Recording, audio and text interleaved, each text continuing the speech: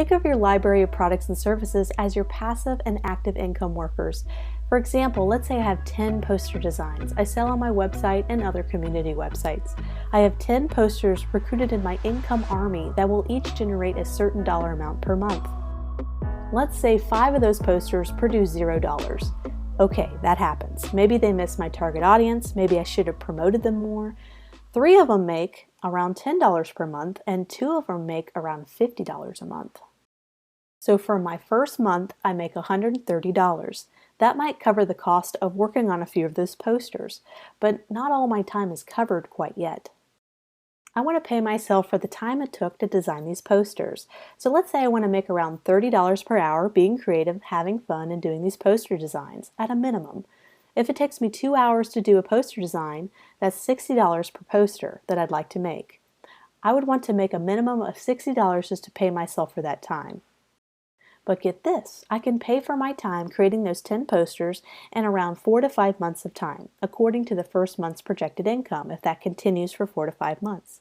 So any income after that is truly passive and truly extra.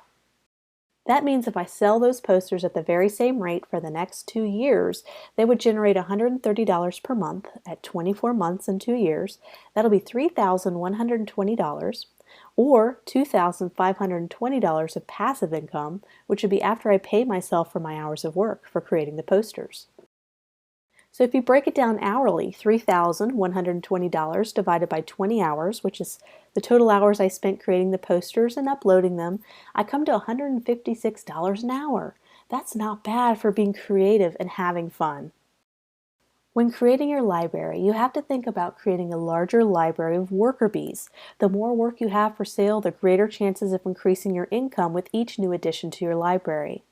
As you continue to build your library and add more work, services, classes, product, artwork, whatever you're creating, that slowly builds a following. Each new product of art that's released gets shown to a larger and larger audience as you build your following, making income generated from each new addition greater and greater. I like to call this the slow build. Side hustles and passive income streams take time to develop because you have to slowly build your audience with each new content release.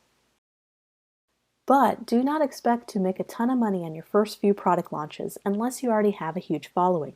I think believing in this will set you up for big disappointment. Think of it as a nice surprise if it takes off early and you get some social media shares and maybe some very vocal early followers. Each new piece in your library will have a greater chance for success and bringing in some nice passive income in the long run. Also, diversifying your library and releasing new items in different categories is great too. Let's say I produce online courses, but I also sell photography on stock websites. If the online course sales are down for the month, my sales of my photography may do well, giving me a chance to stabilize my income streams. And this is very true for certain product income streams, as some of them tend to be very seasonal. Certain products don't sell well in the summer, as a lot of jewelry and other type of products sell really well in the winter. I wanted to talk about content stretching a little bit. This is one of my favorite things to do with my library. Let's say I want to sell a vector illustration. I can sell that on one site that generates X dollars each month of income, but without any additional content creation efforts, I can place that same vector graphic on another website and generate X amount of money for it. Content stretching is amazing because you're getting a different audience from each website that increases the chance of a sale each hour of the day. And what's great about this is you don't have to create new additional products. Just list them wherever you are getting sales consistently and drop websites that aren't delivering on any sales in the long run. Of course, check with websites where you're listing your products or items, as some may have an exclusivity rule, or a rule that prevents you from placing another product on another website with a different price.